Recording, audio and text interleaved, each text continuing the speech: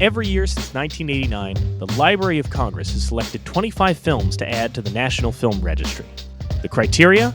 The films must be culturally, historically, or aesthetically significant. Each week on You're Missing Out, we take a look at one of these films to try and get to the heart of why they were selected and why they still matter. This week, Andrew Daniels returns to the show for It Happened One Night. Our guest today is a two-time pop culture Jeopardy champion. Part of, if I'm just going to say it, I'll see if I remember it's off the top of my head, part of the team Three Almost Dads, which was already inaccurate when the episodes were being filmed and is even less accurate now that they have aired. Absolutely. Yeah. Andrew Daniels returns to the show, this time to talk about It Happened One Night. Andrew, thank you so much for honestly making time now. I was saying it before we rolled, you've booked so much on-camera work in the last year. It's kind of wild. This was the podcast appearance that started it all. No, it was really rad to hear you say those words out loud. Two-time pop culture Jeopardy champion. It was a dream of mine to, ever since I started in the game all those years ago, be a Jeopardy champion and be a two-time returning guest. Excuse me, my gosh. On You're Missing Out. So this is like what an honor again it is to join you guys. It's been great. The honor is all ours. It is a real slight against your character that you've come back. Respect has been lost. How does that reflect on me exactly? Well, I mean, you already give Mr. Magoo over there work, so that's already a demerit to your name. And coming back for this, I mean, buddy, you're a strike away from truly being a New York Met, man. I think Jesus Christ. Honestly, how dare you? Because I think my third credit that you could have introduced me as is diehard Phillies fan. I had to turn him off in the background, so just so we can both hate him, Mike. It's okay. Good, yeah, so now we have a common enemy. So how dare you even suggest such a thing? But no, this is great. Happy to be here. I think this is great. When we were talking about your Jeopardy run, I think the best part was you said to me, you would probably be good on pop culture Jeopardy, and I had to point out to you that pop culture means things that have happened after 1940. And my area of expertise is squarely what we're not talking going to be a lot of today. questions about Waylon Flowers. No. Or Topo Gigio. But today we are talking about a film from 1934, from kind of the right Advent in Mike's wheelhouse. Yeah, or as I call it, one of those newfangled pictures. One of them talkies. Yeah. Now, I think this is fun because, if I may, a lot of times I ask, why did you pick this? But I do think, we have, when I ask people to come on the show and I send them a list of films, I feel like it falls into one of two categories. People either go, I know this film and I really like this film and I have a lot to say about this film, or they kind of use our program as an opportunity to go, I know I should watch this. I have always been meaning to watch this. I should do it. Last time you were here for Nashville because you were like, I know this film. I have a lot I want to say about this film. Yes. And I believe, if I remember correctly, this time I sent you the list and you looked at this and went, yeah, I should get around to this one. I should, this feels like I should have, force my hand. Is that fair?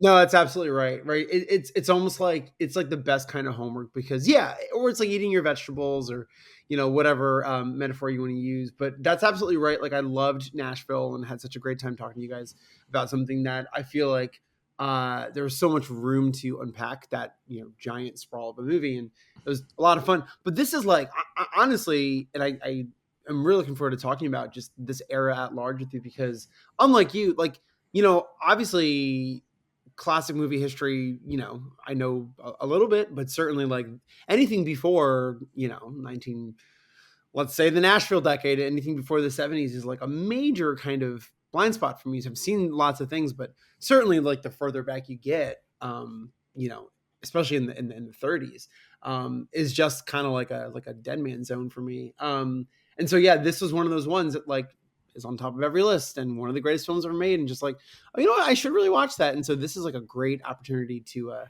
kind of actually practice what I preach. So really, really enjoyed this. And it's funny. I was at, you guys will appreciate this, I think, in Disney World over the weekend, Flex. I don't. And, or big Flex. And, I don't know if you guys have ever been, to to the Hollywood studios. You remember the movie ride? If you guys Of like course. are familiar, yeah. This- So it's this- no longer the movie ride. It's no yes, longer the movie it's Mickey and Minnie's Runaway Railway. Yes, and it sucks. And we waited an hour for it, and it was like, I don't like this. I mean, it's fine. It is what it is. Not like the movie ride was this like thrill ride before, but that is like, honestly, when I think back to like why I love that one so much, it's because movies like this, where it's like, oh yeah, there is like, you know, a Clark Gable animatronic, or if not animatronic, then certainly like folks like him and Humphrey Bogart and like, you know, folks from that era that like are in many ways like your first exposure to like that era in Hollywood, because it is like such a celebration of that time. And so anyway, was feeling like super nostalgic for like that ride, both over the weekend and then when I was watching this movie, because it just like, that is my frame of reference, because it is so seldom that I actually like do engage with, you know, these movies. So that's a long preamble to say this was like such a pleasure to actually finally watch this movie, and hopefully I can talk, you know, articulately about it, but I kind of want to let you guys steer and you know, jump in when I can. I mean, I will just say, because I'm chomping at the bit as soon as it should be noted. It Happened One Night did not have robots on the Great Movie Ride. I just want to point that out. Perfect, right? There was Casablanca had robots. Wizard of Oz had robots. My favorite that I bring up all the time, Alien had a robot, which is insane to think about. Singing in the Rain. Brought it up before. Singing in the Rain. Yep. And then you had the Johnny Weissmuller Tarzan. Yes. And you had Footlight Parade, which we've covered on this show. And then you would go one of two directions. You either went into the gangster land that had James Cagney, or you went into the western land that had the animatronic John Wayne and the animatronic Clint Eastwood. Also, hell yeah. I know and that the last time... Yeah, no, what I was going to say is, so Gangsterland is for sure the way that it often went when I was on the ride. And it's so silly. But like the enduring like line of dialogue that I remember from that diversion is during the gangster where like the actual tour guide, you know, because there's humans in that too, is like, how's it going to get any worse? You know, it's like, oh wait, it is worse. And then it's so funny because my wife and I still quote that like very frequently. It is worse in that like in that gangster, you know, patois. So yes, a lot of fondness and yeah, so go ahead. To be clear, Tom, just so you know, so what would happen on the ride, you'd have a tour guide, like Andrew's describing, which is a human. I just cut out again. That's fine. There he goes. They'll hear me.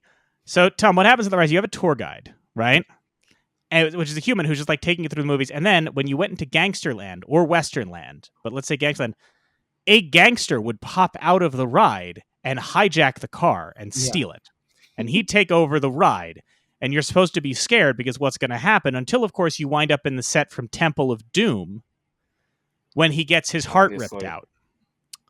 All of which just used to be in a ride in Disney World that is now a ride where Mickey Mouse goes for a picnic.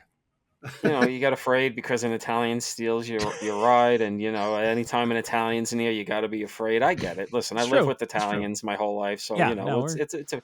What if you went into the Western world? It was just Westworld, and you could just start shooting robots and banging robot prostitutes and just. And it's just like it's like that secret club that's in Disney, but like if like for the select few adults that are sick and tired of waiting on rides with their kids, go to Westworld and you know just get into shootouts with Yul Brynner. They didn't have shootouts, but they did have like adults only areas back in like the 90s that were always weird. But anyway, let's focus on It Happened One Night. Sorry for that tangent, but that's fine. I'm sure It Happened One Night is in the end montage. If you remember, like you would go and you'd see an end montage, and they've updated those over the years, and those are always fun to watch because if you go through the years of different Great Movie Ride ending montages, you get to see what movies we thought were going to be relevant at one point and then stopped being relevant. Yes. One of the podcasts I listen to, Podcast Ride, always talks about how obnoxious it was that for years they would show Robin Williams doing "Good Morning Vietnam" as though this was like on par with Citizen Kane in terms of cinema, like the most important movie. For some circles, you know, it might be. So I don't know. But It Happened One Night. Yes. Tom, what bit are you about to do? No, going to I let was you going to have make a it. joke about Okay. Sam Levinson is the only one who cares Okay. about what his dad made because that allows him to make his garbage. I Now, just I just nonsense. submitted a Barry Levinson movie to the registry last episode. Hey, But listen, anyway, it's fine. He's like the B version of Rob Reiner, where it's like, hey, you had a run, not as good as Reiner, but you had a run. But also now, when you make something, run for the hills. in any event, At least Rob didn't make the Reiner version of Sam Levinson, in the idol. anyway, It Happened One Night is a case of a movie that has stood the test of time. No doubt. That's the best I can do for segue. Because one of the things that's interesting, Andrew, you mentioned like not being as up on the much older films, right?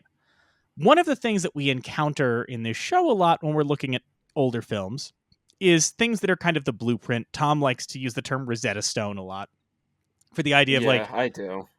you watch a certain movie and you're like, oh, this is where the genre starts. Now, in Yes. most of these cases, we talked about the Great Train Robbery kind of inventing the action film. Now, in most of those cases, you go, I can see where this evolves into the genre we love today. You watch some of the earliest horror films and you go, I see how this evolves into the genre we love today.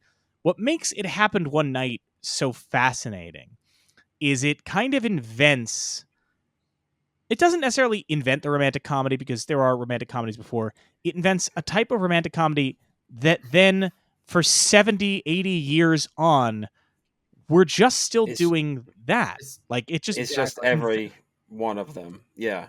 yeah. I mean, it's absolutely crazy that Capra has made two movies that are just like foundational, structural, like archetypes that can just be reused over and over again. Obviously, this one can be reused more and more since the "It's a Wonderful Life" structure is kind of obvious. So you start have to doing subversions of it. There was a slasher movie last year called "It's a Wonderful Knife," which I thought was fun. But you got to start getting like, well, we can't just do "It's a Wonderful Life" anymore. What's the twist? Whereas with this, it's literally just all right. Copy and paste, Control F the names, and give them different jobs, and infinitely add some vulgarities now where it's the 2010s, 2020s. Maybe have Seth Rogen do, but otherwise, this is it. This is just it. Like every movie is this. Yeah, that's what I wanted to ask you guys too. Like, I'm so struck, the virtually the entirety of the movie, just how familiar it felt, and I was wondering the entire time, without doing all the requisite research, of course, was like, yeah, just how first this was. And it sounds like, Mike, what you're saying, like this kind of was. I would love to kind of hear from your vantage, like what this movie might have been inspired by in terms of like, screwball, in terms of rom-com, or if this was truly like the proto rom-com screwball movie. Like, would love to just like get your perspective on that history. I would say, and we'll get into this deeper as we go on, but I would say, the interesting thing is I think this movie is a first in a lot of ways, but it also gets over-credited as a first. Right. Insofar as you will often hear people say this is the first screwball comedy. And number one, I wouldn't necessarily define this as a screwball comedy in the way that like those later Howard Hawks movies like His Girl Friday, Bringing Up Baby. There are even other comedies this year that are more akin to a screwball comedy. You got the Barrymore movie 20th Century, or you've got Design for Living by Ernst Lubitsch. I think in a way, the way I would kind of define this with What Happened One Night is I've evoked this on the show before, but there's a quote by Harvey Fierstein about the musical La Cage aux Folles on Broadway. Mm-hmm. And he often says, people say it's the first gay musical. It's not the first gay musical. It's the first gay musical to make money. Right. So it feels like the first. It Happened One Night. You can, if you're really trying to talk about the genesis of the screwball comedy, and you can look at a film that's older than this that we covered on the show a couple seasons ago, Trouble in Paradise by Ernst Lubitsch, right? Which is akin to a screwball comedy, in that way. Even Capra himself with a movie called Platinum Blonde kind of set the stage for the screwball comedy there. But this was such a hit that it's the thing that everybody's trying to do, right? Mhm. The same way, like when you talk to horror fans, right? Like the hardcore horror people, and you go, "Oh, Halloween's the first slasher movie," right? They'll go, "Well, no, because there was this and there's that," and they're correct. They are correct that there are other slasher movies before Halloween, like a Black Well- Christmas or what have you. But Halloween is the movie that everybody after that is trying to copy because it's such a smash. Well, it's the thing we talk about a lot in this show, and I think the biggest movie we talked about it in regards to was Birth of a Nation, in that movie gets so overcredited with a lot of like, oh, it's the first like movie to do this, and this, and it's like, well, no, it isn't, but it was the first to kind of take a bunch of stuff that's already existed, put it together, and it was the first one to sort of like make money, make this seem like, oh, it's a viable business and not just like a sideshow act that you see on Coney Island fucking boardwalks or whatever. That's essentially the case, with this. And I honestly, it's crazy because it does almost have a similar backstory to like a Halloween or something, where this is a B movie from a Poverty Row production company. Right. Nobody wanted to make it. Right. Capra, I mean, whatever. It was a job. Okay, let's do it. Yeah. Claudette Colbert, had to basically be bribed to make this movie and was miserable the entire time anyway. Gable eventually came around. Do you have the Colbert quote, Tom? Because it sounds like you've got it. Do you want to say the Colbert quote? Oh, I don't have the exact quote. No. That as soon as they wrapped on this, she told a friend, "Well, I just finished the worst picture I've ever made." Well, so I mean, listen. Anytime you work with an Italian, you have to assume it's going to go wrong. So I get it. Listen, I get it. I don't blame people when they're worried about doing things with me. I'm Italian. We're silly people. Cheapo B movie, kind of just thrown together. Was shot in 4 weeks. Not a lot of money. It kind of got pushed into the B theaters pretty quickly, but then that's where it really gained its steam and made a shit ton of money. And Columbia realized, oh wait, we've got something here, and swept at the Oscars. Sorry to spoil it, Mike. I know it won the Big Five. So, that's like the story. So I mean, it's weird. Like that's and I saw Capra talk about this movie and how a movie like this goes to show that sometimes it really just matters about being in the right place at the right time and having creativity hit at the right moment, where all the elements align, the stars align, that you could prepare, and not even make a movie even like a tenth as impactful or important or successful as a movie like this, which was just thrown together, and they kind of had to, at the seam of their pants, to shoot this thing with people that didn't want to make the fucking thing.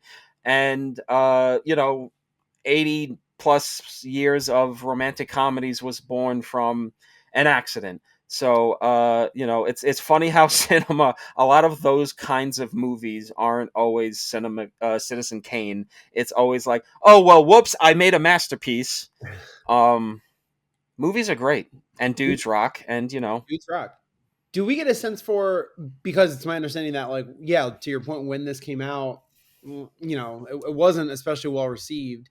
And what like did stem, like what kind of reversed like the critical reception to it? Was it because it was so popular and they kind of did it? I think, just like, go ahead. No, there's a great quote in the Criterion essay. They put out a Criterion disc for It Happened One Night that, I will say this, not to be critical, it looks gorgeous, but it is very sparse in terms of like features, which surprised me for a film cinema. But there's a quote in the essay for it that says, "An ideal romantic comedy doesn't ignore reality, it converses with it." Right? And I think this movie really performed not just with the regular movie-going audience, right? I think when you look at this movie, an underrated aspect of it is how much it does speak to the Great Depression, and it does speak to what people are going through in little ways, in ways that don't feel pedantic, in ways that don't feel patronizing, and you kind It's of just feel flavor. this.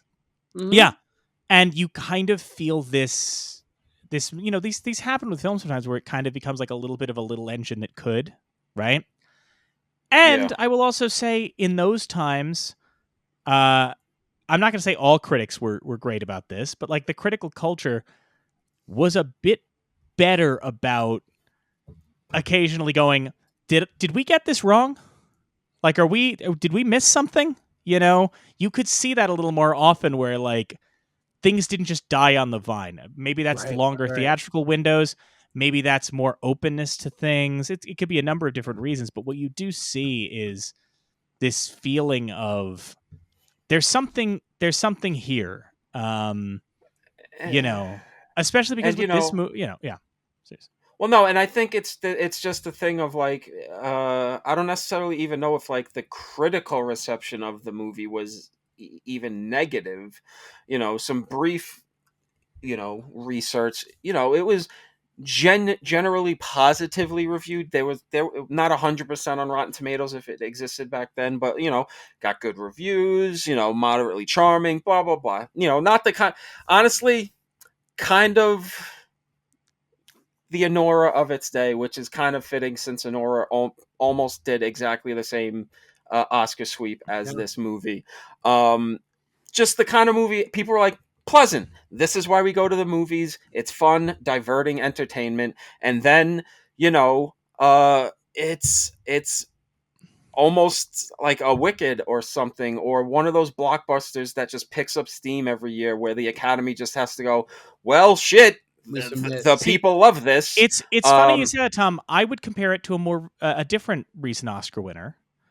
I would say it feels a little bit more like Everything Everywhere All at Once. Mm. Well, where yeah. I it was came just out- thinking of the most No, but recent one. Yeah, I'm saying insofar as like it yeah, came out, 100%, 100%. it got solid reviews, but also like everybody when it first came out went, yeah, I mean it's fun, but we're not going to give Best Picture to the butt plug movie. Like we're not going to do that. And then audiences showed up more than you expected for this little indie film. It kept making money, and people who were fans of it were like, no, there's more to this than you think. Right. And by the time the Oscars rolled around, like it was suddenly this real sentiment of like, well, I guess we have to give it everything. And we will touch on this later, or we can talk about it now, but like it wasn't even necessarily expected to do well at the Oscars when the nominations came out. Did either of you guys come across the Bette Davis thing? No. No, I came Okay. across the Charles Lawton thing.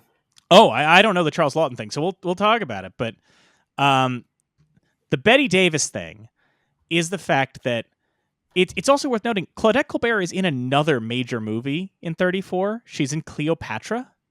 She's in Which- 3 movies in 34. Well, yeah, but I'm talking of the picture nominees. Oh, I mean, What's but still, yeah. She What's had a the other one at busy year, 34? basically. What's the other 34 picture? I'm forgetting now. I can't remember off the top of my head. I'm looking at stuff, so you keep talking. I don't know. It's probably something called like The Tree on the Lane or some shit. I don't know. I don't know. But she's in Cleopatra. That's expected to be her big one. This year in 34, Imitation of Life. she is an imitator. Oh shit. Okay, so it is 3 picture nominees. God Yeah. damn. Yeah, God hell of damn. a year. Good job. Wow. Good job, Claudia. All right. Anyway, this year was one of the only years where they allowed write-in candidates because people were so outraged that Bette Davis did not get nominated for Of Human Bondage. Now, Claudette was displeased about this. Apparently, she felt like if we're allowing write-in candidates and there's all this groundswell for Bette Davis is going to win. This is bullshit, right? Right. This is horse shit. She's pissed. She's convinced Bette Davis is going to win, and she's so sure, Claudette is so sure that Bette Davis is going to win, she doesn't show up, right?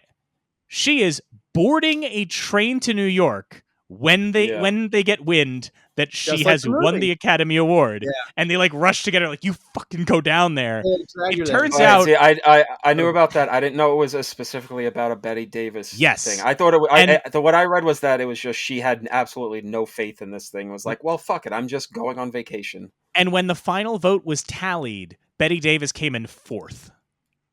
So it's kind of pointless. Love that. The whole thing. All right. Yeah. So the Charles Lawton thing, not even like a big thing, but it was just only 3 actors were nominated for Best Actor this year, and Clark Gable won.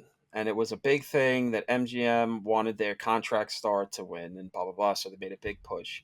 But people were pretty much were going like around, the tables at the Oscars going, listen, if Lawton was nominated for the Barretts of Wimpole Street, this fucking Gable guy wouldn't have even won. So there was a little bit of shit talking of Clark Gable for winning this Oscar. Which surprises me, because having watched it, is Charles Lawton the lead actor of the Barretts of Wimpole Street? Well, listen, I wouldn't have even made him. I wouldn't have even run him. I haven't watched the movie. Yeah. I'm just saying people were, subtweeting Clark Gable for winning for, I guess, a more appealing Oscar sensibilities-wise movie. I don't know. The Oscars have been dipshits since the beginning. We've known this. Sometimes they pleasantly surprise us, but, hey, good for Clark. Spielberg bought his Oscar to preserve it and got it to the museum, the Oscar Museum. So thank you, Steve, for saving Clark's only Oscar, aka that is Bugs Bunny. That remains so wild. Oh, we will get into the Bugs Bunny of it all, my friend. We got to do a tight 10. Oh, there's the carrot. Oh, we Look will. at you. We will. But before we get into any of that, and before we talk about what we thought of the film, let's hear what the Library of Congress had to say. Here's what do not talk while eating. Here's what the National Film Registry had to say about It Happened One Night. Good thing you learned that by age 34. It Happened One Night. In this screwball comedy from director Frank Capra, spoiled socialite Ellie Andrews, Claudette Colbert, elopes without her family's approval and consequently finds herself stuck with out-of-work journalist Peter Warren, Clark Gable, on her journey back to her new husband. Based on a short story called Night Bus by Samuel Hopkins Adams, It Happened One Night faced a difficult start, with actor after actor rejecting the lead roles. Eventually, Claudette Colbert took on the role of Ellie, and Clark Gable was loaned from MGM to play Peter. Although now considered a classic, It Happened One Night opened to only so-so reviews. Despite the initial reaction, the film performed well in smaller towns and ended up winning every Oscar for which it was nominated, including Best Picture, Best Actor, Best Actress, Best Director, and Best Adaptation, marking the first time in history that one film swept the top 5 Oscar categories. It Happened One Night was also Columbia Pictures' first Best Picture Academy Award win. Based on Night Bitch. Night Bus. Well, that'd have been something. Night Bitch. Night Bus. No. Night Bitch was a movie. Night Bitch was a movie that everybody talked about when it was being announced and said, that sounds like it's going to be bad. And then it played at festivals and people went, guys, this is pretty good. And then it got out of festivals and we went, no, it's not. Doesn't exist. It's a Tina Fey sketch. It's, in any event, Night Bus, based on the short story. Imagine if the Hollywood was the same way as it was back then, where like, oh, we have our contract stars, and if they're really pissing us off, we'll just loan them out to shit-ass production companies and be like, imagine that's why, like, De Niro did a Netflix series. It's like, oh, we saw dailies of the Alto Nights. You're going to Netflix. To 0 day you go. To 0 day you go. Viola Davis. We saw, I don't know, the Woman King didn't do well. Off to G20 you go. It's kind of like relegation, in soccer, or like a outfielder to the minors or something. Yeah, it's funny. Except in this case, it's like you sent them to the minors and somehow they won the World Series. Yeah, I love that. Yeah, it's and the funniest thing is I'm sure Clark Gable was thrilled to have an Oscar. I'm not saying that, but knowing Clark Gable could be difficult, right? Clark Gable, not the easiest guy to work with on set, right? So Clark, he wished his Oscar was next year for Mutiny on the Bounty. Because he's like, well, that's a real picture, right? He wished it was even for Rhett Butler, right? There's got to be a part of him that's just like, oh, I got an Oscar for the movie where I just make kissy face. That's stupid. He had a real vibe to him. Yeah, he had a real, which works in the movie because I kind of forget our introduction to Clark Gable in this film is him plastered, getting fired, and having to pretend like he quit. Yeah, it's so good. Very relatable. He's a real guy, a good guy, very relatable guy. We love him. He's great. He's Bugs Bunny. Well, I mean, it's amazing. That is the thing. We did allude to this before we started the registry statement. We were talking about the way that this movie has been the blueprint for rom-coms for like 80 years. The other interesting element is there are so many things that actually do originate with this movie that we all kind of just assume are older in a way, right? There are so many gags that, like, because there are when you watch like we always talk about the Looney Tunes of it all, right? When you're watching a Looney Tunes cartoon or one of these older, cartoons, and they're doing these kind of like stock and trade comedy bits, a lot of those come from vaudeville, right? Mm-hmm. A lot of those are jokes that nobody can tell you who wrote them because those jokes were written in like 1855 and they've just been doing exactly. Right. Yeah.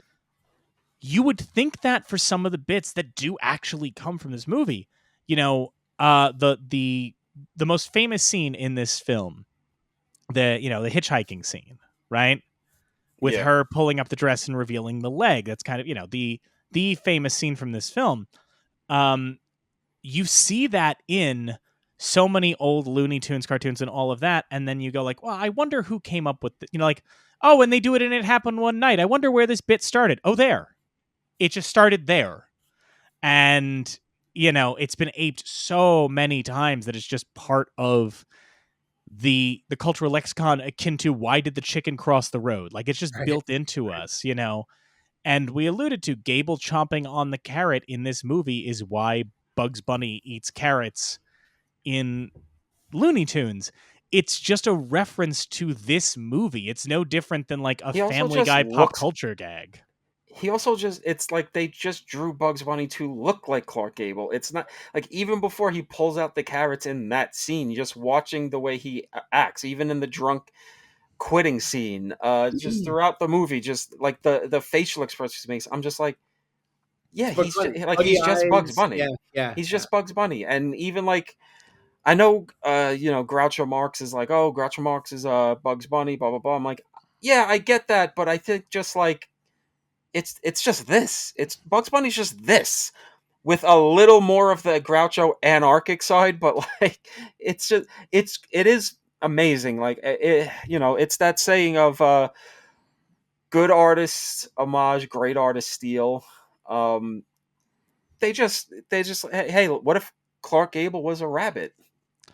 Well, I mean, he took a wrong turn at Albuquerque. That's what's so funny is especially we talk about it with Looney Tunes a lot, but like. Looney Tunes is riffing on specific pop culture figures that by the time we're watching them, those have just become archetypes. Right. Everybody knows so many cartoons, so many movies do like the, yes, master, I will do the, and you think it's just a stock and trade character. You're like, no, that's just Peter Lorre. People have just been doing a Peter Lorre impression for 80 years now, People have been doing a Bogart impression. Yeah. How long after It Happened One Night was Looney Tunes? Within the decade, right? Was that yeah. I don't remember exactly. I'll look up the year on A Wild Hair. Yeah, so it was still. It's not like this, like already. Part of the lexicon that like character.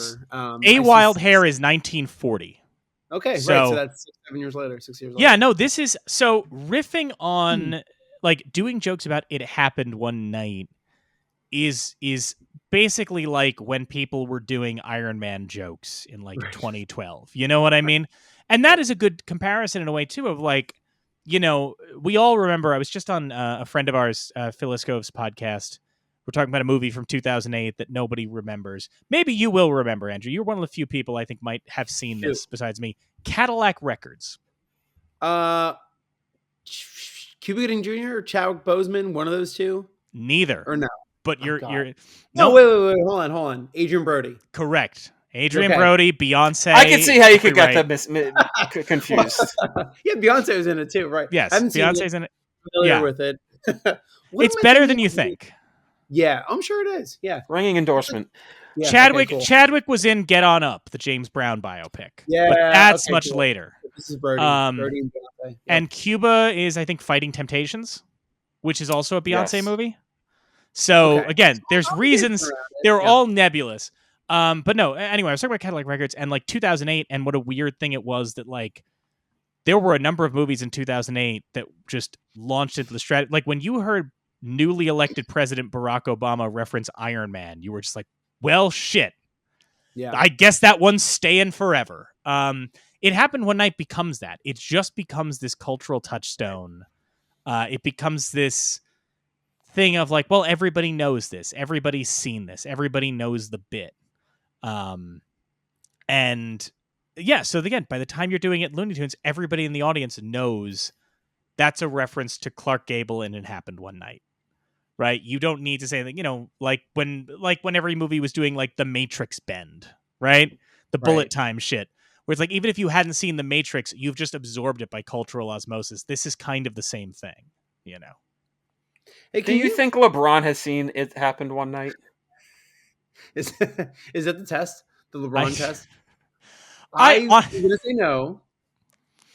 I'm just saying, listen, he worked with bugs. So, I mean, do you think he saw the movie that birthed him? I mean, probably not, because they made one of the most dog shit pieces of fucking filth ever released into cinemas. It was like, you know. Yeah, no, I understand. I own the steel. I own the steel book of it. Andrew, you were saying? Well, that's because you're a red dot on a computer, so that's fine. Like as an expert of this era, I would go so far as to say, can ground me like in 1933 when they're filming this. Are Clark and Claudette, are they like the most popular actor and actress respectively? Not Gable. Not Gable. Definitely not Gable. Okay. Gable has not had. He hasn't. Yeah, no, Gable has not quite hit where he's going to be, you know. Okay. Gable, this kind of helps launch him in a way of like, I would say, and this is, you know, some Hollywood historians are probably going to yell at me, but I would almost compare what this movie does for Gable to what 300 does to Gerard Butler.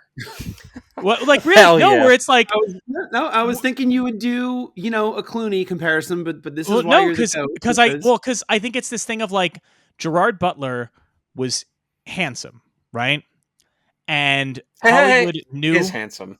But my point, but here's my thing, right? He was handsome, and Hollywood was like, this guy's got something. Let's slot him into like the Tomb Raider sequel. Let's slot him into Phantom of the Opera. Let's slot him into things. Oh, God. And they couldn't. They were just like, I don't know what we're missing, right? Yeah. And then you put him in 300, and you realize like he needs to be dirty. You know, he needs to be dirty and a little growly and all of that. And all of a sudden, once that happens, it's not just that they find a lane for him, but suddenly this guy that they've been trying to tell, that Hollywood's trying to tell women in like Phantom of the Opera, like, you find this guy sexy, right? And they're like, no. Then 300 happens, and audience is like, that's the most gorgeous man alive. Right. Clark Gable's a bit the opposite, where they're like, well, Clark Gable, he's a traditional, handsome guy, and it's, you know, and I know he wants to be a swashbuckler, right? He wants to be an Errol Flynn, but what they realize is, no, if you have him just like tell a lippy broad to like calm down a bit and pop his shirt off, the audience goes a crazy. And even though that's not necessarily what he always goes to, right? You do realize like audiences maybe wouldn't buy him in next year's Mutiny on the Bounty if they haven't seen him be a snarky asshole in this, right? Rhett Butler is the perfect example of like, even though you would not necessarily say Gone with the Wind and It Happened One Night are similar films, what Rhett what Clark has to do in Gone with the Wind is another case of like, there is this rich girl who is very stuffy, right? And very full of herself. And my job is I roll into town and I take her down a couple notches and I fall in love with her in the process, right? And so by the, because of It Happened One Night, you can see him as Rhett Butler. So I think so the reason I say like a Gerard Butler is like, you can still put Gerard Butler in rom-coms after 300. And for whatever reason, because of 300 setting him in this track for audiences buy him more because it's not I wouldn't say like Bogart is a case of like, you cast him as like rich fancy people in like Dark Victory or whatever, and audiences go, whatever. And then once he's Maltese Falcon, Casablanca, that's all he's ever going to be, right? I mean that as a compliment. Like, he's great in that, but like audiences like, that's what we want to see is dirty Bogart. Whereas you can clean up Gerard Butler now and put him in a bounty hunter or whatever that is, or you can grunge him up and put him in a Den of Thieves. 300 just made audiences go, I know what this guy is, so I can see him in other things. So that's why I say that exactly. What a privilege that was to hear you cook. I assume straight off the dome, or have you been working on that take for a while? That's no, great. Literally, the only reason I even thought of it is I was reading about Geostorm earlier, and as Geostorm!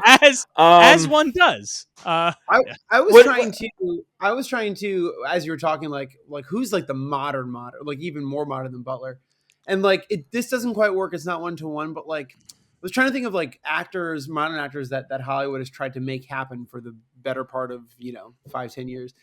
Landed on Glenn Powell, and I'm just thinking of like what is the most like his like real true breakthrough was Anyone But You. I mean, I suppose you could say Maverick, but like in terms of him being like a bona fide leading man now that opened up the rest and can sort of get audiences used to seeing him in anything. Like, I don't know if this sort of works. I want to keep on workshopping. I would say Glenn Powell. The thing is, like, if you were trying to slot somebody into the Clark Gable position, yeah, I think Glenn Powell is somebody you could do. I would say, and this is not saying they're the same person. He's their also careers, too beautiful.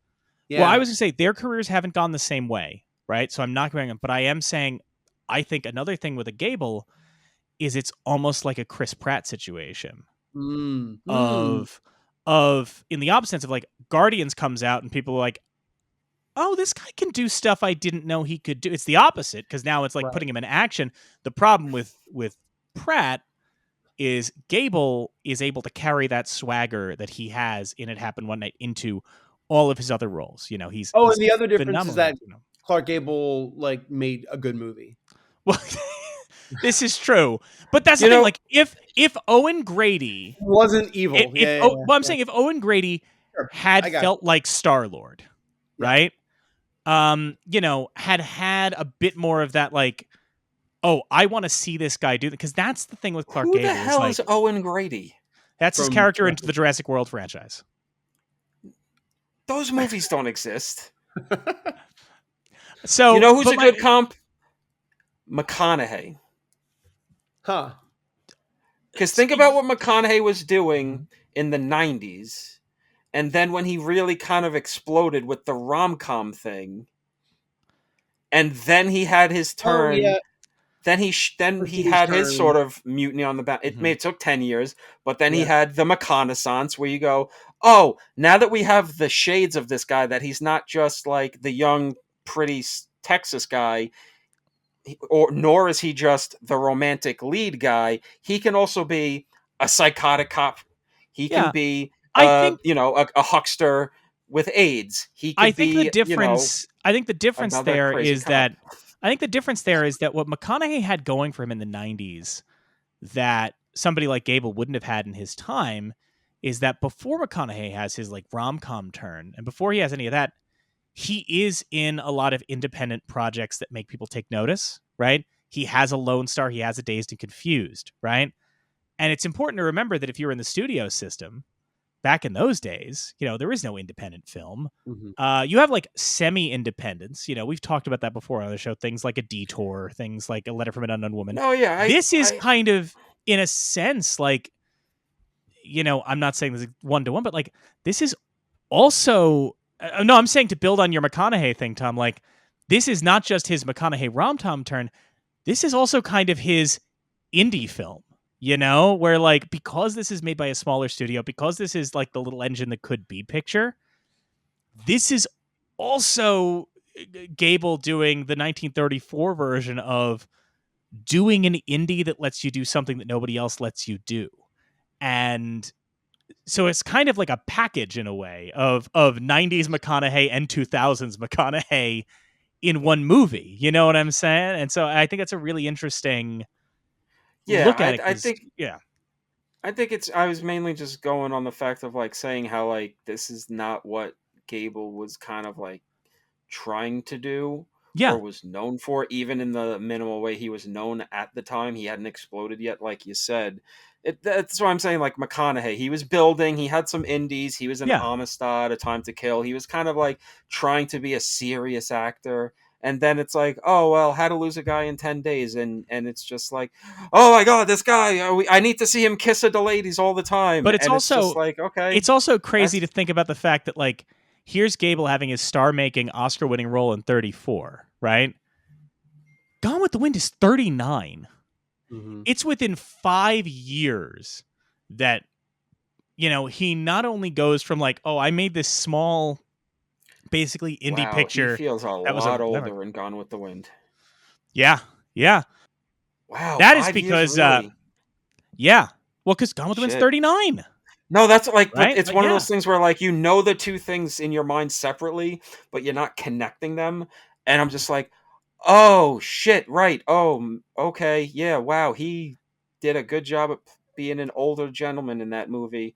Thank God this one had less slavery. It's almost like Clark Gable did not do any of the things you are supposed to do to be youthful or healthy. It's almost as though he did all of the opposite. Lived like me. Hell yeah. Dude's rock. There is a chance when they did that autopsy, they just went, is that a tobacco farm in him? It seems like, I feel like his lungs are a tobacco farm and his liver has just become a keg. I don't know how that happened. What you're saying is the inside of him was like a Keebler elf tree, but instead of making cookies, they're just rolling cigarettes. It's just a sea of... They're just rolling up some tobacco. If I can make one more comparison, this is purely on looks alone, but you know who like I kept on seeing like early on when you know, everyone says like Clooney is his you know, modern doppelganger, but I kept on seeing Buscemi with like yeah.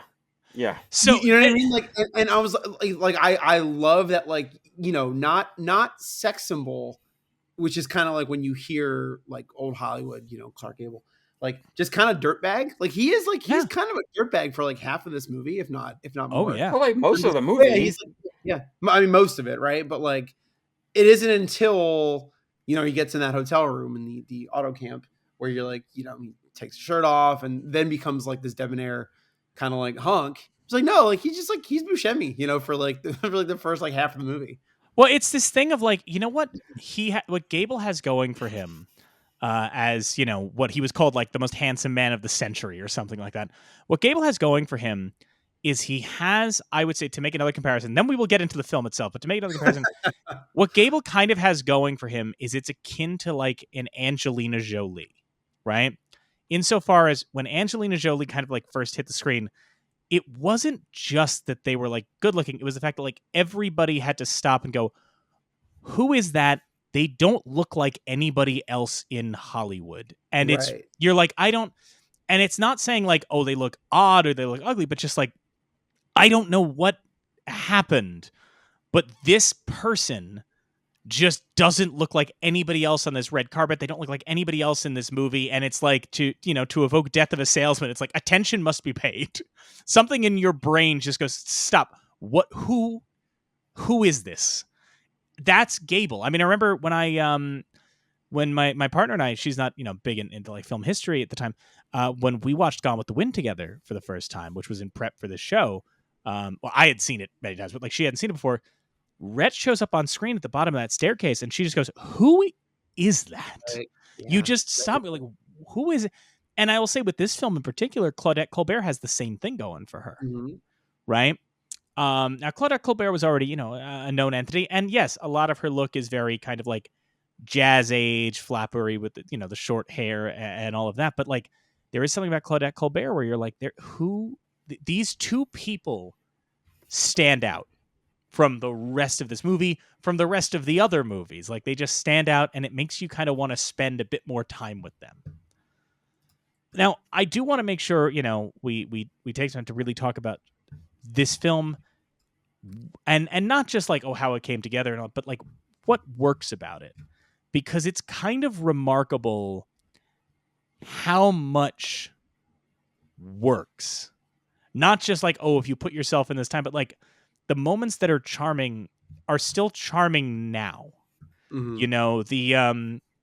The kind of almost famous scene of them all on the bus singing "The Man on the Flying Trapeze" is so endearing. It's so endearing. And then when you're talking before, that was one of the two. It was like that scene and the auto camp, like the morning after when she's in line for the shower. Like those are the two scenes more than any that kind of like get to what we were talking about before about appealing to like the depression audiences there.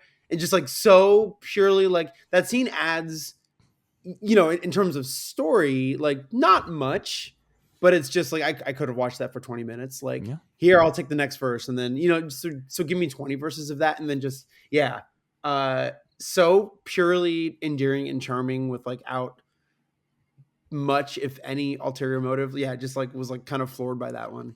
I think the biggest surprise, and I shouldn't say surprise, but the happiest accident of this movie is that we can watch it almost 90 years later and watch the whole thing and be like, oh, thank God there's no crazy racist shit or like stereotypes. I mean, there's one bit where he's walking her across the little riverbed and he just spanks her a bit, but at least it's kind of played off just like they're goofing around and not like, you got to give a woman a nice schlopping every now and then. Well, no, I mean it's Taming of the Shrew stuff. It's very so it's just like, okay, because we do deal with this a lot watching very old movies all the time for this show, where there's like the fact that there's not even like a moment of someone in blackface or yellowface, or like the only people of color you see in the movie are just servants and they're doing like that voice. It's just like, okay, thank God there's none of this shit. It's that Frank Capra magic, right? It's that's Capra, right? Yeah. It's that for whatever like weirdo energy he had off screen, where like, he was a conservative for that era. Like clearly in his movies, like there's a humanism and a charm and just, that like I talk about whenever we talk about John Ford movies, there's like this immigrant thing of like the movies, there's a rowdiness to them, a fun sort of like rowdy energy, which, the scene of them all singing on the bus adds to that. It's just like, oh, we're all just going to break out in the song now, and it's going to just be like a little hootenanny, and,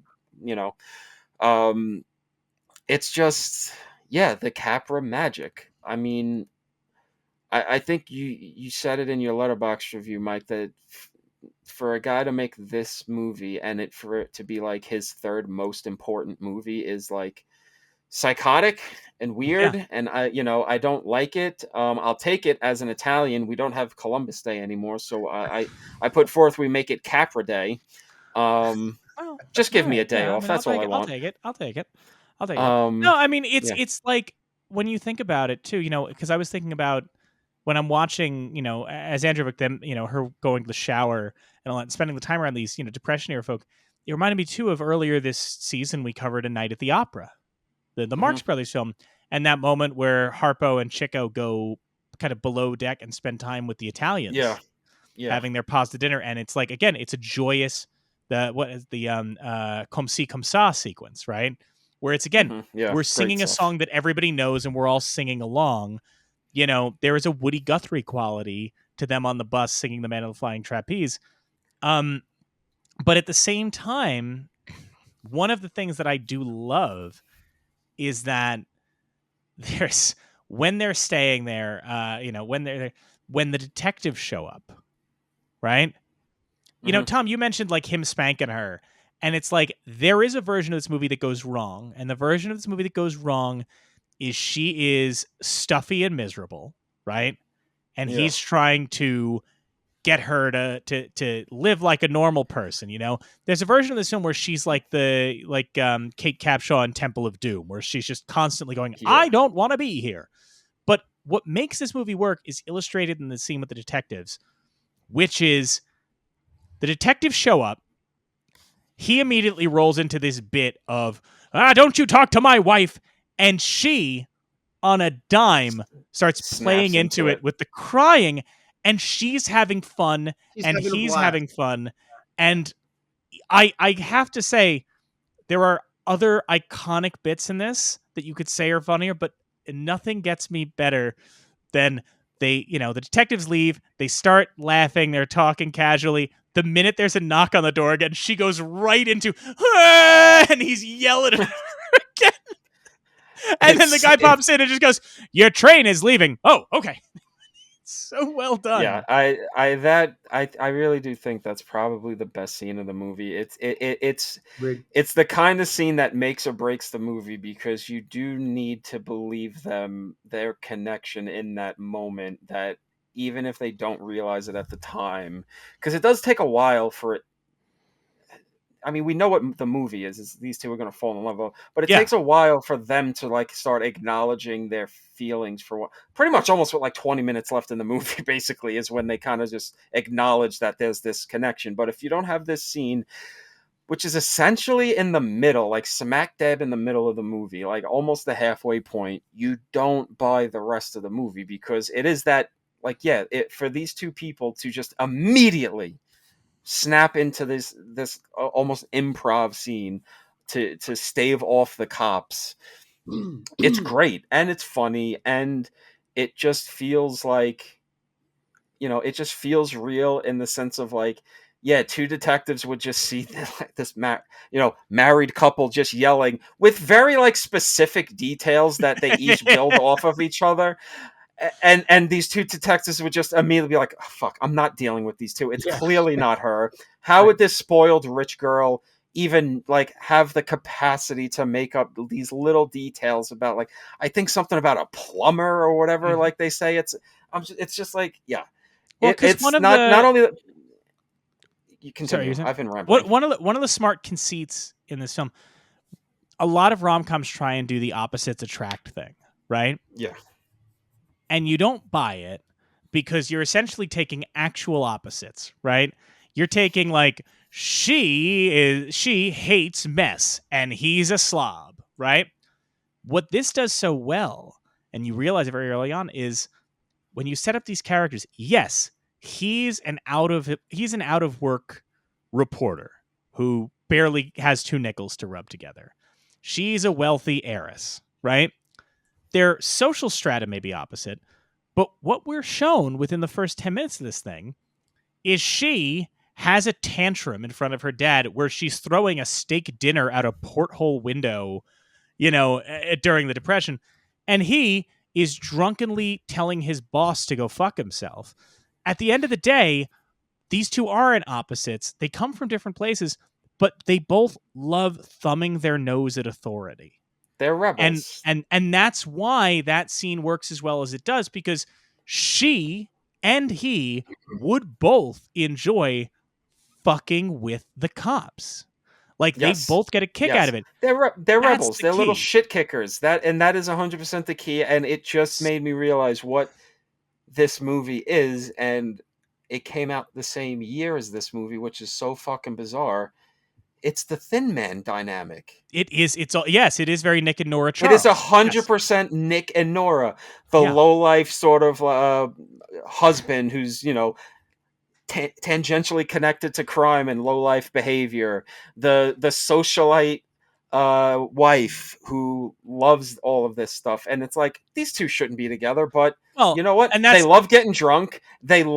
She loves that he's kind of a lowlife and that he can solve crimes. He loves her because she loves that about him. And it's just like, oh yeah, right. That's cool.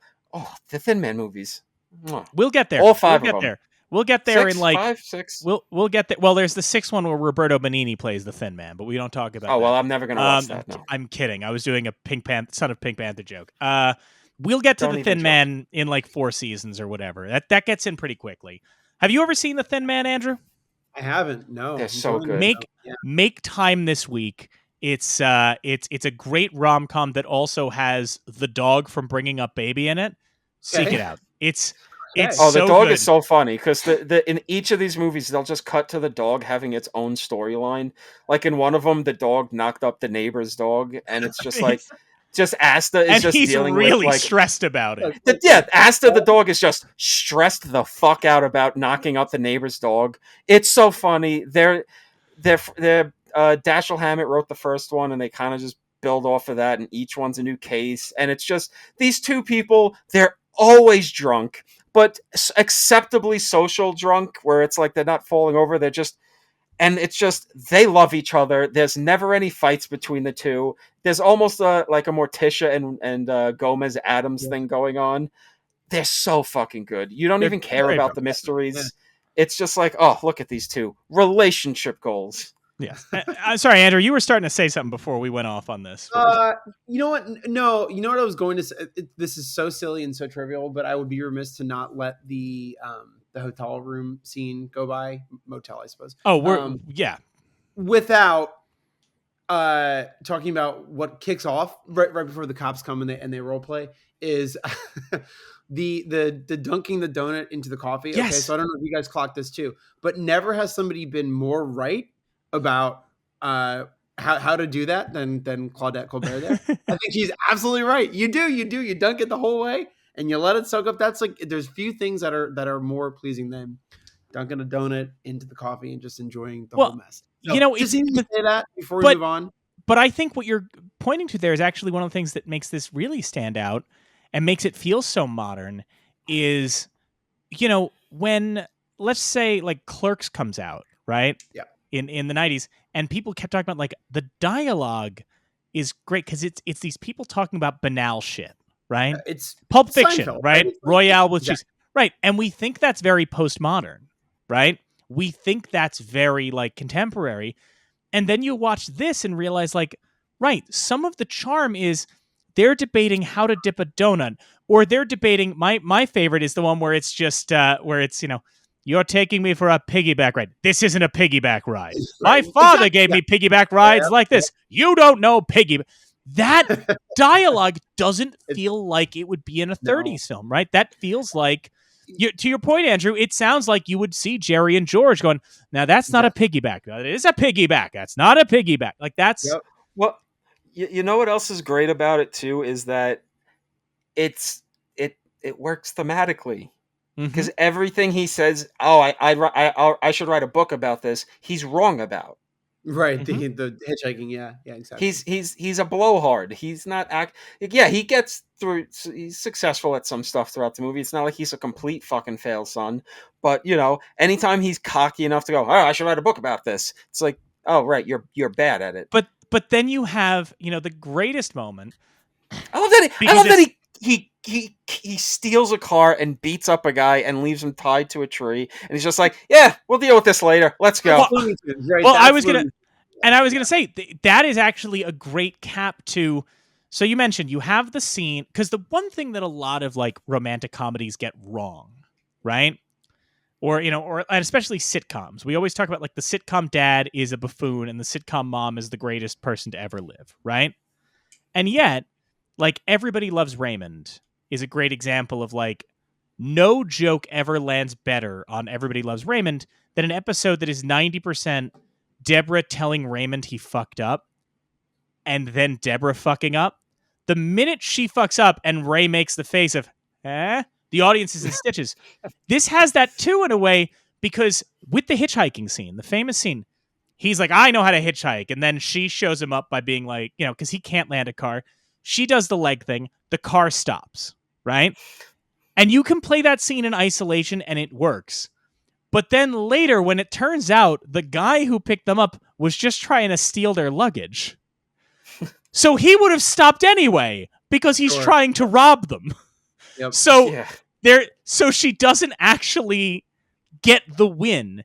It just builds on itself so well. Now, we're going to stay on the hotel for a second because the one thing we need to talk about with this, and I understand, we're three dudes sitting around. I don't know how any of us are comfortable with ourselves, but we should just address the hotel scene in this 1934 movie is sexy, and not in a like the leg scene. That's the thing. Like I think we all have to deal with as men today watching films from like the 30s when a guy would just turn into a Tex Avery wolf over a set of gams, and you're like, I don't really get what we're doing here, fellas. But so like when she pulls up her skirt and you see the leg, and you're like, oh yeah, back in the 30s, this is what made our grandparents lose their minds.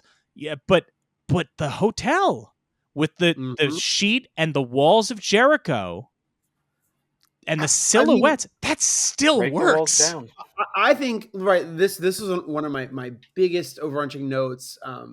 Is just how sexy. Not just that scene, but like the whole. I mean, yeah, it sounds crazy to talk about it this way. When someone is goofy and screwball, but it like the whole vibe is like half of it is like.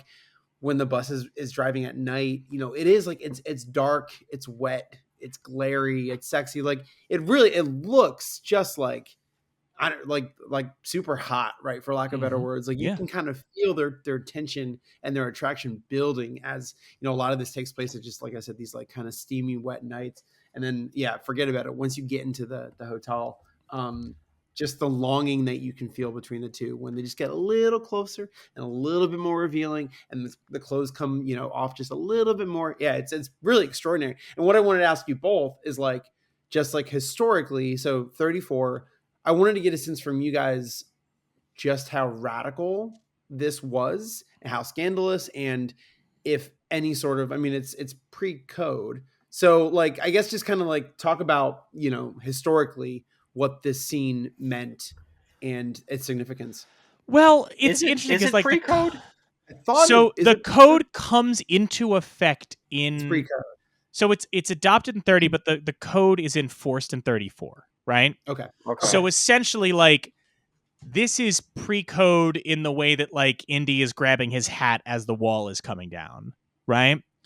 So we are dealing with the code a bit. This does actually managed to skirt the code very well. Like I think the I want to say it's the Criterion essay, it could have been one of their special features, talks about the idea of with this movie, Capra is kind of giving filmmakers the blueprint of how you can make a sexually charged comedy in the code era. There isn't anything about this movie that would necessarily violate the production code, right? Other than maybe, depending on how you interpret the final scene, I'm sure the production code would have said, I don't know if we can have this line, which is my favorite thing. I remember, I'll just take it back, because we, normally up top we talk about when we first saw this film, but I know Tom only saw it for the show, Andrew only saw it for the show. I remember renting this movie from Hollywood Video. I must have been like 12 years old or something. Of an AFI list. And I remember watching it. My mother was with me. We're watching it, and it gets to that last line about, they say the walls of Jericho are starting to shake, and the father just goes, let him tumble. And I remember like my mom sitting there going, oh, not like she's scandalized, but just both of us going, oh shit, that's pretty racy. Every movie is better when it ends with your couple just banging. It's just like, oh yeah, they're about to fuck. Well, but even then, the joke of like, he said he needed a trumpet. Great. Flawless execution. It's funny. Andrew, what's up? No. I'm sorry. And this is, again, super stupid. And I was going to make a joke, but I think it passed. But Walls of Jericho, now you were 12 when you first saw this, and I know that you're a wrestling guy. So did you get super excited that this was had something to do with Chris Jericho? He wasn't a wrestling guy at the time. I was not a wrestling guy until adulthood. Oh, okay. I did not start watching wrestling until the pandemic, to be clear. All of this time that you hear me, like at any time we're talking and I bring up this stuff, it's all information I've absorbed over the last 5 years, because my stupid brain is like, well, I know enough movies and music and literature. Oh, here's a new thing I can deep dive on. No, I was aware of who Chris Jericho was, but solely as a game show host. Gotcha. Exclusively as the host of ABC's Downfall, Right. where they dropped prizes No off idea the what top that of a tall building. If anybody was wondering. Yeah. No But idea no, what that is. yeah. It's the last joke that I'll make. 5 minutes. It's funny we're talking about the sort of pre-code sexuality, the Walls of Jericho scene being so sexually charged and all of that. And it's funny because, like I said earlier, this is a movie they were shooting by the seam of their pants, having to make shit up as they kind of went. Essentially, that scene came about because Claudette Colbert would not undress on camera. Mhm. And so Capra had to come up with the scene, the idea of the blanket in between them on the coat line, the coat hangers.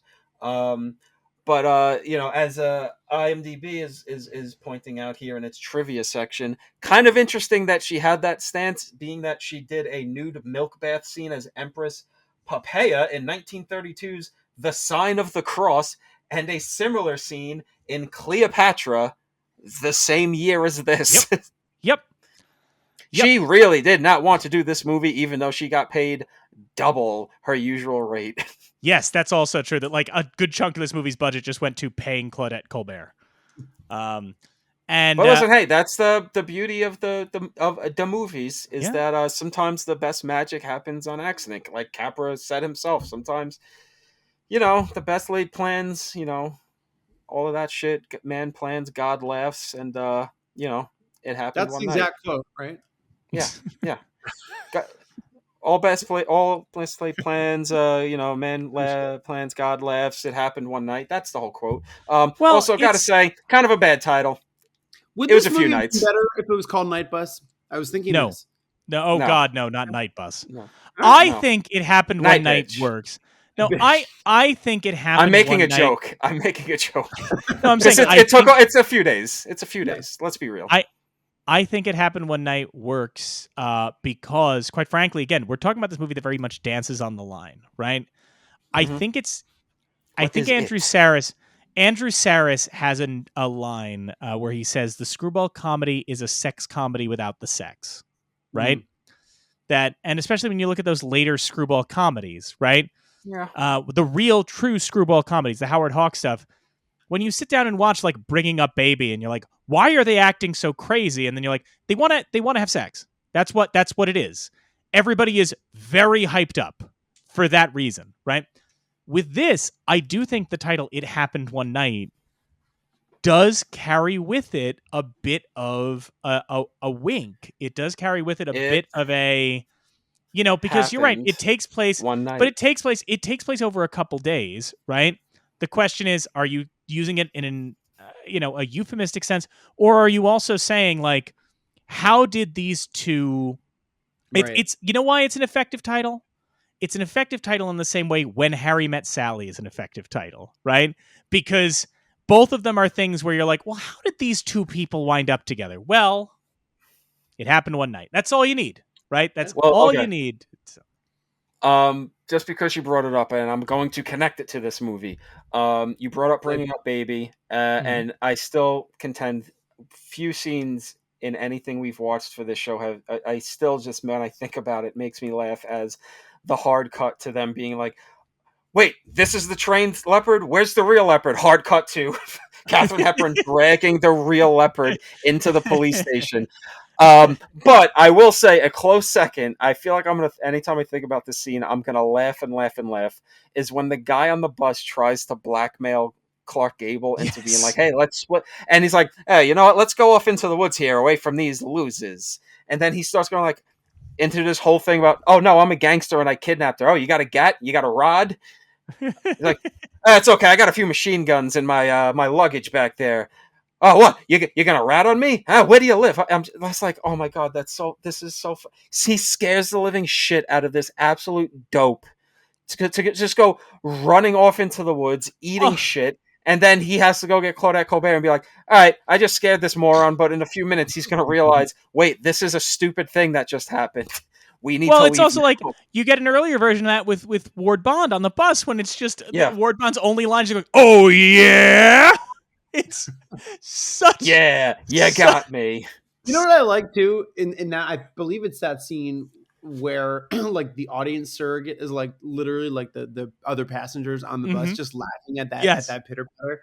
Yeah, and they're all just like dying. I thought this was very charming. I don't know if that's like I don't, I can't say that happened all that frequently back then. Maybe it didn't, but I thought that was really charming too. Well, I think what you've got there is, again, it is that classic case of like, it's thumbing your nose at authority, right? Yeah. It's thumbing your nose at a blowhard, and people resonated with that. This is kind of, in a way, this movie is both a kind of a precursor to Sullivan's Travels in the way that the movie works, and also what Sullivan's Travels is all about, right?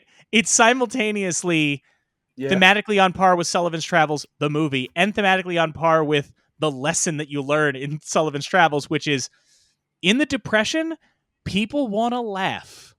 Andrew, have you ever seen Sullivan's Travels? The Preston No. Sturges? Okay. I'm feeling so out of my depth. No. This is great. Like, seek it out.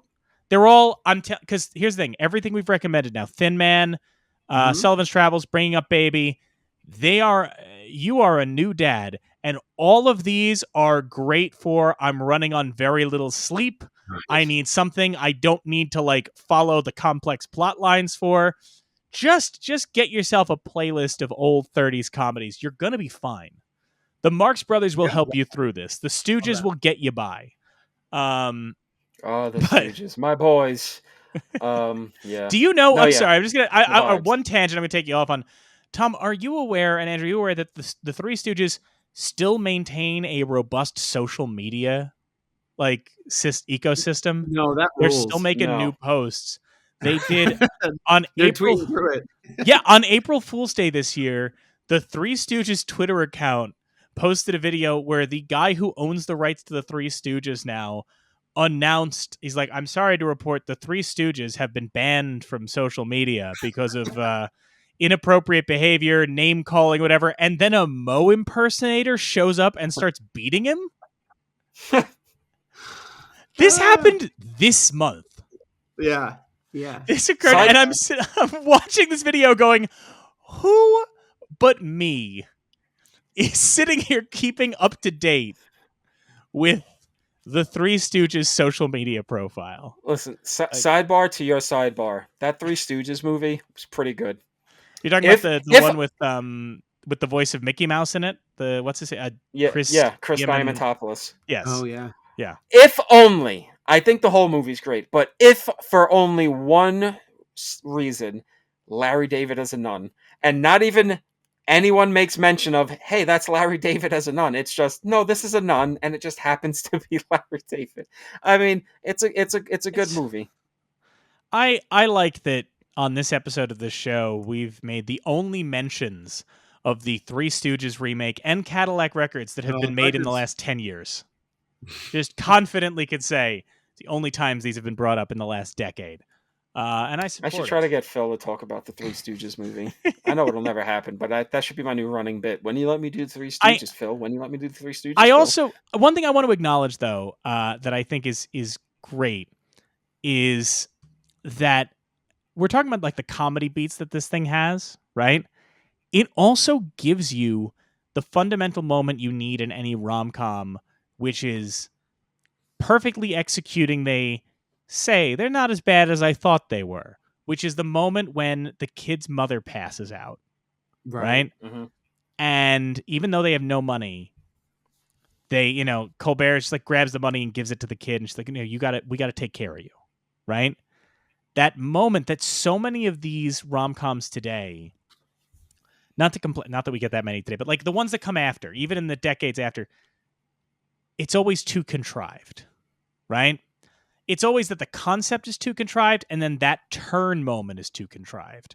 And here, both of them work. Because this movie, we were talking about, I haven't seen, Andrew, did you see Anyone But You, the Glenn Powell? Yeah. So yeah, it is not good, okay. But they have charisma, right? And like 90% of the time, that's all you want. One thing I heard, I didn't see it myself, so I can't speak. One thing I heard is like, it feels like it takes a while to get going, Mm-hmm. I don't know if you felt, pretty flat to start. Yeah. See, this, to this movie's credit, one of the things it does so well is like it introduces its premise quick, right? We start out, we know her deal, we know his deal. They have met pretty quick. Like, you know what the game of this is going to be.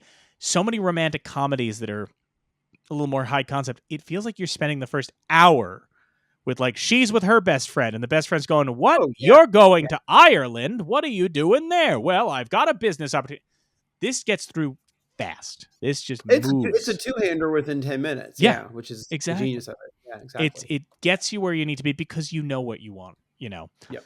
And then it even gets to that ending of, you know, a lot of movies, again, it's contrite. I mean, this is a little, you know, obviously the way it works out with the wedding and everything, you know, the timing's convenient, but I do love the exchange of, you know, the back and forth and the father going, do you love her? And he goes, yes, but don't hold that against me. You know, where you're like, yeah, I buy it. Like, I buy every part of this. And also the fact that he doesn't try to stop her. You know, that Gable's not like a worse movie has Gable show up at the party and be like, don't marry this guy. Right. But instead he's like, no, of course, that's where you're going. That's fine. Give me my $36. I'm heading home.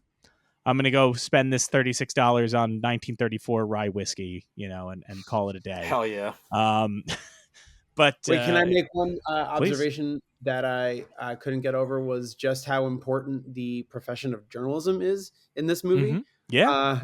Which is like, it's great to see that representation that no longer exists. The world doesn't no longer exist anymore. And it was just nice to see our people for once portrayed as if their jobs mattered. Well, it's crazy because like we're later know, this season, we're also talking about one of the other great rom-coms, which is also a journalism rom-com, which is His Girl Friday. We're doing both this season. Yep. Also funny because Frank Capra would make Mr. Smith Goes to Washington, where there was a lengthy montage of Jimmy Stewart beating the shit out of reporters.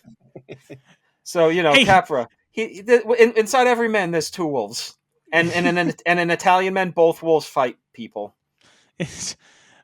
So let's, you know, unless there's anything else. Oh, one other thing I wanted to note that is important. We were talking a lot about the way that other films in the aftermath of this all start responding to It Happened One Night, right? How all the Looney Tunes and all that are referencing it being a cultural sensation. You also get an example of that in this film, which is when Gable is singing Who's Afraid of the Big Bad Wolf. Three Little Pigs, the Disney cartoon, only comes out a year before. Oh, interesting. So this is making a topical reference in the film itself. And it's kind of crazy in a way to think about that, where it's like, you know, the dominoes falling in a way, you know? Right. Yeah. And I would have to imagine that was pretty early. Yeah. You know, among the first, you know, films to do something like that. Yeah. Interesting. Yeah. I thought that was crazy. So, and we did, I want to make sure we did, Tom, did you, before I wind us down, Ward Bond is in this movie. Did you have anything Ward you wanted Bond to is say? in the He's one of movie. your guys. He's great. He got the part because he was good friends with Clark Gable, and then he became one of Capra's guys. He makes the most out of his limited screen time, his limited dialogue choices. It was just nice to see him. Wish he had a bit of a meteor role, as I always say, you know. I still say that to this day about movies, you know, made to, you know, Sinners is coming out this weekend, could be great. Not enough Ward Bond. I had to look nice up who he is in is bus driver number 1. Yes. There you go. Oh yeah. Also love that when she just like he pulls it on her, she just very simply just goes, yeah, and just leaves. It's one thing, you know, it's like the one thing this movie does really well too is like every character is a character, right? Yes. That there's even like when he goes, you know, Gable walks into the telegram office. Do you send telegrams here? I'm fine. Thank you for asking. Like everybody is given a bit. Everybody gets a bit, and it makes it just feel livelier. So winding down, as we always do. Tom, I swear to God, if you get this one wrong, we might stop doing the show. My brain isn't that wet. So, I still got a writing ways down as to we go. always do, how do you think this film did at the Academy Awards, Tom? It did pretty good. It won the big 5 Oscars: director, picture, actor, actress, and screenplay. Would have been great if you couldn't remember what the the categories were. Well, It I'm won just the gonna Big say Five. whatever the Five. version of Sound screenplay was back in mixing. 1934, of like best original screenplay adapted from a true story, nonfiction, where you're just like, all right, guys, just Those shorten this, categories please. are insane. Yeah, some of Yes, those so guys- you yeah, are correct. insane. That it won Best Picture. Now, here's the thing that I think is interesting is that I will say this, usually every year or every episode, I watch the Best Picture nominees for that year. I will say there are a shit ton of Best Picture nominees this year, which meant for the last 2 weeks of my life, I've been watching these on an iPad on my commute back and forth from my job. Because Amidst there's this just COVID psychosis oh too, my right? god. Oh no, I was thankfully I was mostly done with them by then. That's so good. But here's the interesting thing about this year is that when you look at these picture nominees, remember, this is 1934. This is the first year of the 7th Academy Awards. The first year they're not like splitting it between 2 years, which is a weird thing they do. Still very early on in the sound era. I say all this to say one of the fascinating things is that the Best Picture lineup this year, the nominees are either stone cold classics that hold up to this day or just suck. Like just awful. There's no middle ground. There's not that many that I look at and go, oh, this is, you know how like most years with the picture nominees, like this nowadays, you go, oh, there's some great ones. There's some ones that are good, but we won't remember in like 5 years. And then there's like 1 or 2 not good ones. No, there's a clear line where it's like either, oh, this is incredible and it still holds up, or how did this get here? Now, I'm also going to address that that's true. I can only speak to all but one of them. One of the Best Picture nominees this year, The White Parade, I did not see. Does anybody want to guess why? Doesn't exist. No. That's only true of one movie called The Patriot that was nominated in like 29. That's the only truly lost Best Picture nominee. But The White Parade, only one copy exists in the world. Dang. If you who want to owns it? see The White Parade, you have to make an appointment at the Academy Archives. Dang. So for Martin me, Shkreli doesn't own the only remaining copy, like that Wu-Tang album. no, because if he did, then it would be like out now because he went to jail. Yeah. So we'd be That's true. set. No, so I, to see this movie, am gonna have to fly out to California and make an appointment at the Academy Museum, and don't think I won't. You will. I fucking know do you it. will, because you'll be able to 2 birds, 1 stone it and go to Disneyland because you are a fucking child. This is true. This is true. So the Best Picture now. So as we said, It Happened One Night, won Best Picture. The other nominees were The Barretts of Wimpole Street. I'm going to let you guys know that's below the line of, good. Barretts of Wimpole Street. Cleopatra, below but close to the line. Flirtation Walk. Now you might be thinking, what's Flirtation Walk about? And I'm here to tell you, having watched it, I don't know. I don't know. That left my brain immediately. The Gay Divorcee. Here Comes the Navy. Here's an interesting one. The House of Rothschild. Are either of you guys familiar with the House of Rothschild? No. Is Okay. that about like the Rothschild family? Like the Yes. bankers?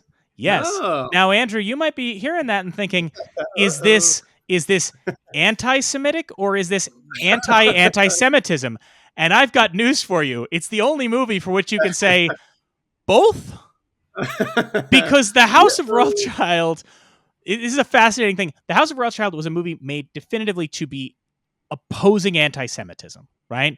It is a movie that is defiantly like, let's explain how the Rothschild family is not only not evil, they helped defeat Napoleon, right? And you watch it and you're like, yeah, I can see why you did this. But here's the thing. The first time I saw footage of House of Rothschild was not watching the movie. It was when I was in college, because they showed us the Nazi propaganda film, Der Jude Süß, one of the Goebbels propaganda films that was like, oh, let's take this Hollywood movie about these Jewish bankers and re-edit it into a Nazi film. So they set out to make an anti-Semitism film, and whoopsie,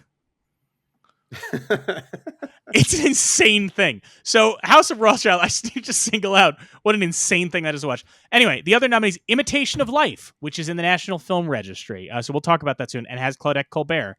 One Night of Love, an opera musical. The Thin Man, which we'll be talking about in a couple seasons. We were just recommending it. Viva Vita. Now, Tom, you were saying to me, this movie doesn't have any people playing races they shouldn't. Oh, I can guarantee you.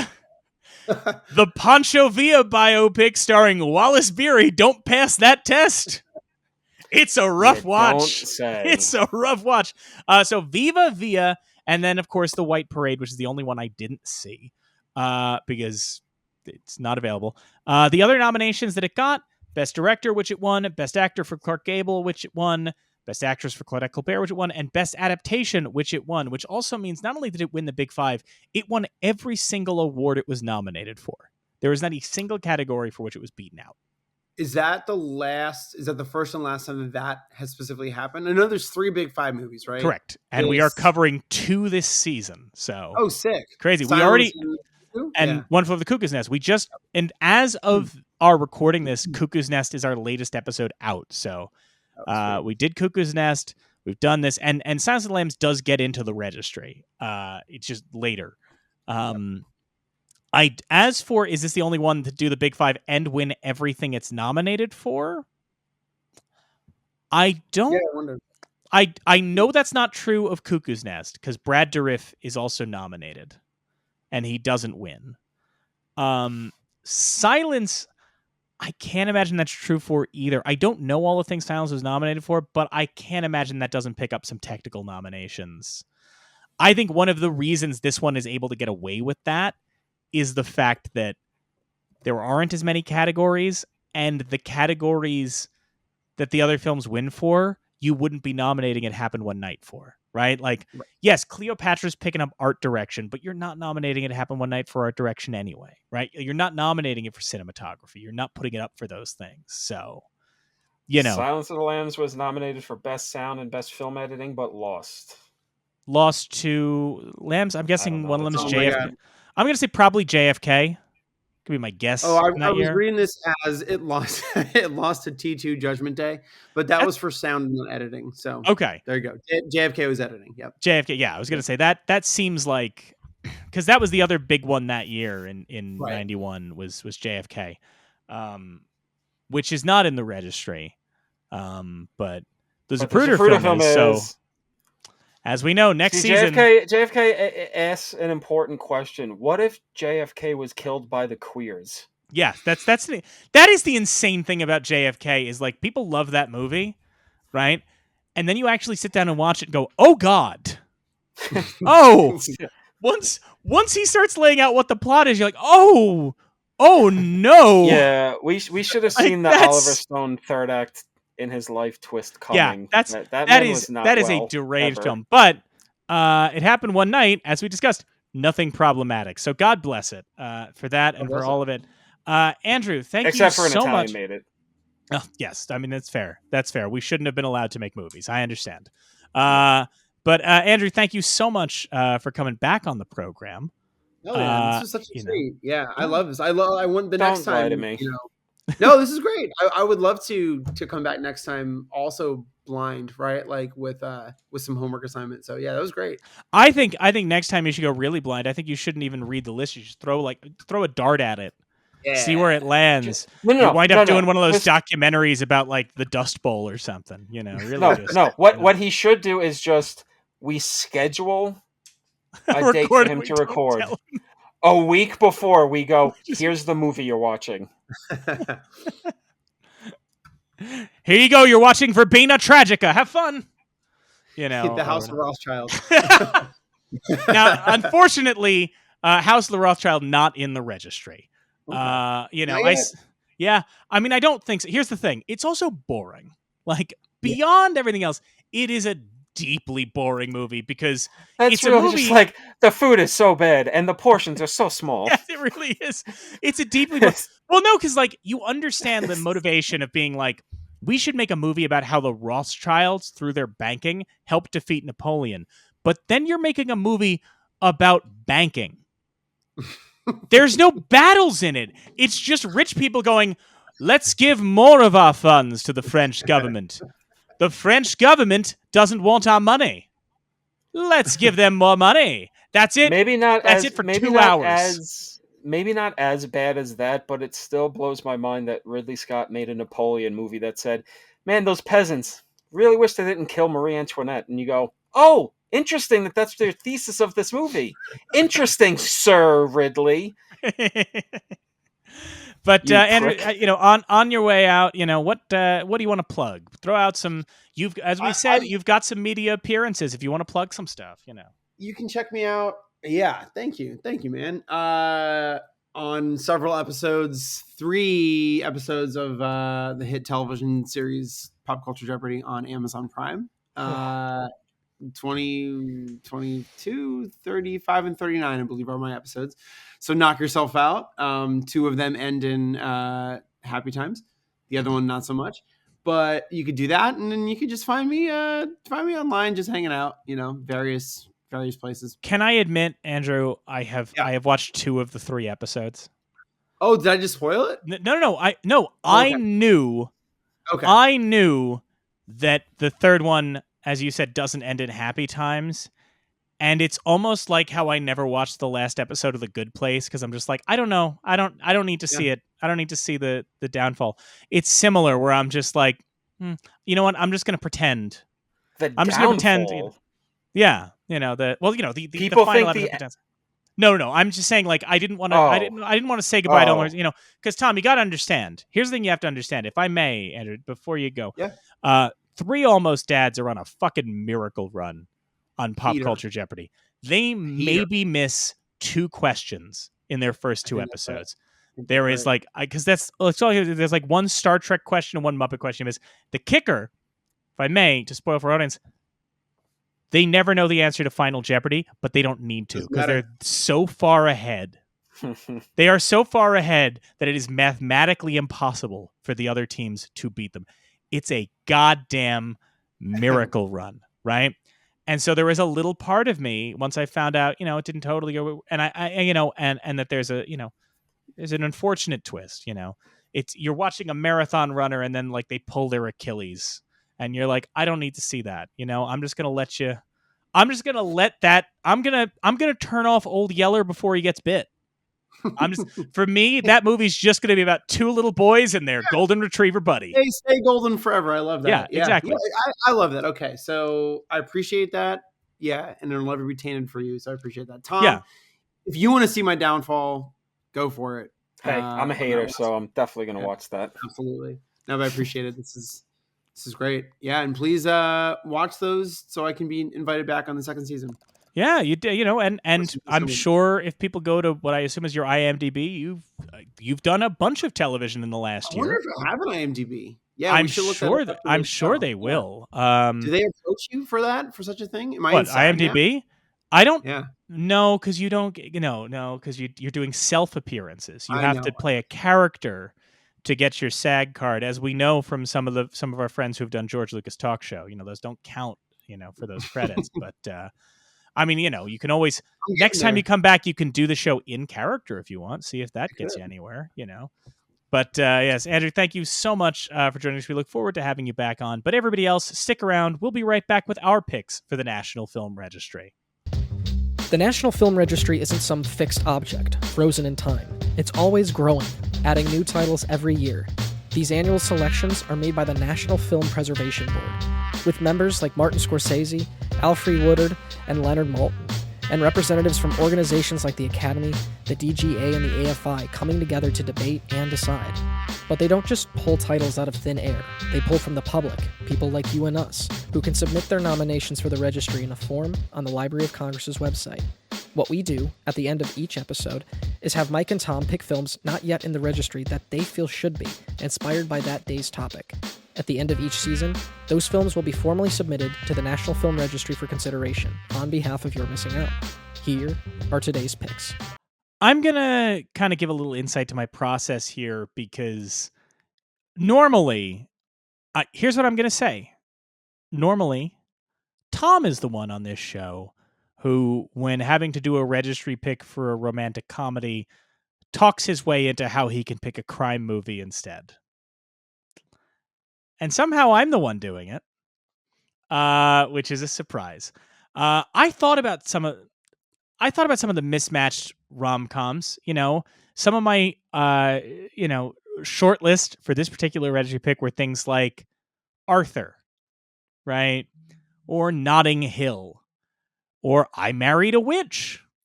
I even thought about Silver Linings Playbook. Does Silver Linings Playbook necessarily need to be in the registry? I don't know, but I thought about it. But the thing about It Happened One Night is it doesn't just create the blueprint for the romantic comedy. It creates the blueprint for the road movie comedy. Two mismatched people on the road together. And we talked about It Happened One Night being a case of like, they're from different social strata, they have different vibes, but they both like thumbing their nose at authority, right? They just have different ways of doing it. And nothing is better in this film than Clark Gable thinking he knows how to do everything, and then it turns out Claudette Colbert's got her own way of doing it, right? And in a way, in the 30s, you had Clark Gable and Claudette Colbert, but who were the Clark Gable and Claudette Colbert of the late 80s? Dare I say, Robert De Niro and Charles Grodin? Because, yes, for as much as you can find It Happened One Night in the DNA of so many romantic comedies, you can also find it in the DNA of 1988's Midnight Run.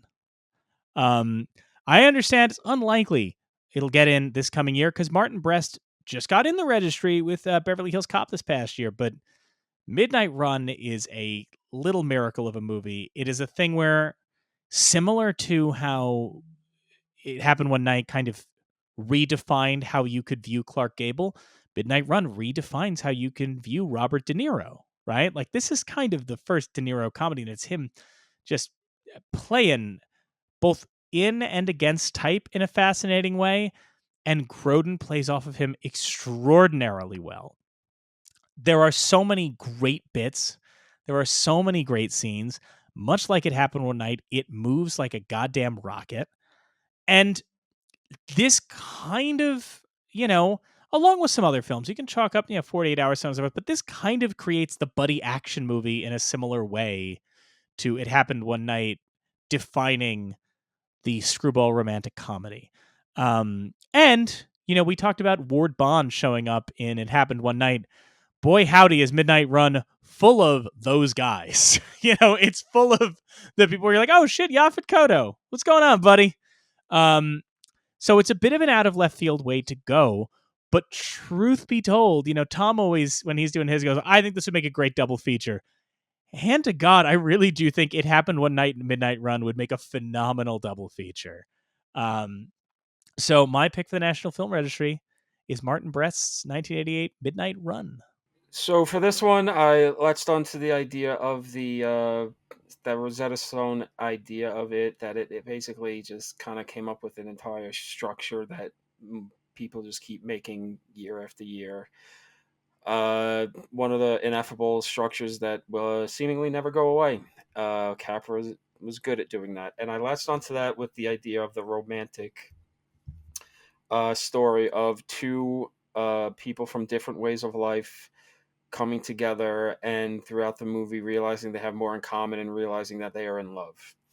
And I wanted to pick something that was so ostensibly on its face far afield from It Happened One Night that you would go, I don't know about that. But then when you actually think about the details of it and the structure of it, it kind of comes to think like, oh, this filmmaker was probably thinking about this movie a lot when making it, while putting his own distinct spin on it.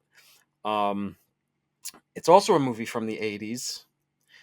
It is a love story. It is a road movie. and it is distinctly one of the most obvious two people from two different walks of life. I am talking about Starman from John Carpenter. You cannot get two different kinds of folks than simple farm girl Karen Allen and space boy Jeff Bridges, learning how to be a real boy, but at the same time giving freshly widowed Karen Allen a new lease on life and letting her process her grief and coming to realize that she loves this man, this spaceman, or starman, if you will. Yeah, I just think it's great. I think it's one of the Carpenter's most undersung films. Good argument that it's got the best, one of the best scores in any of his movies. That main track is just fantastic. Great to listen to late at night when you're driving home from somewhere. I won't say where I'm driving home from, but 2 and 2. Yeah, I don't know. I just see the connections here, and I think Carpenter needs to be represented a lot in the registry as one of the most distinctly important filmmakers of the 70s and 80s. His reach is still just not ending anytime soon. And the only movie of his, feature film, I will say, only movie of his that has been nominated for an Academy Award, Best Actor for Jeff Bridges. He did not win, but still. I think the connection between the actors is great. The chemistry is great. The way it kind of takes it happened one night and twists it into a sci-fi package without losing the central core of what that movie's getting at, while putting its own distinct spin on the thing it's getting at. I think it's a beautiful movie, maybe the most humane movie John ever made, and yeah, I think it's great. Starman, do it up. Next week, Kenny Nybart returns to the show, this time to talk about Shane. Even in a situation where you have no choice but to kill a man, you still can be morally conflicted about it. And that's kind of what I feel like is going through Shane's head through the end of it. There's no, which I think is very unusual in film. In general, I feel like there are, frivolous kills and there are righteous kills. And if you kill someone righteously, you go back and go home and go to bed. And you sleep fine at night.